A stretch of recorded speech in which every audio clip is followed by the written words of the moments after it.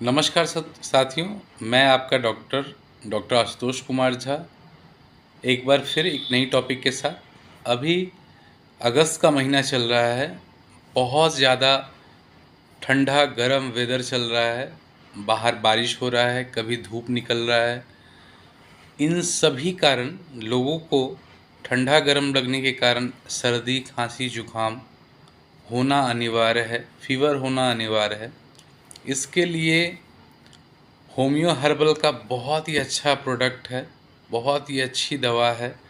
Cough and cold mixture बहुत ही अच्छी दवा है, बहुत ही अच्छा मदर टीचर द्वारा कॉम्पोजिशन किया हुआ दवा है।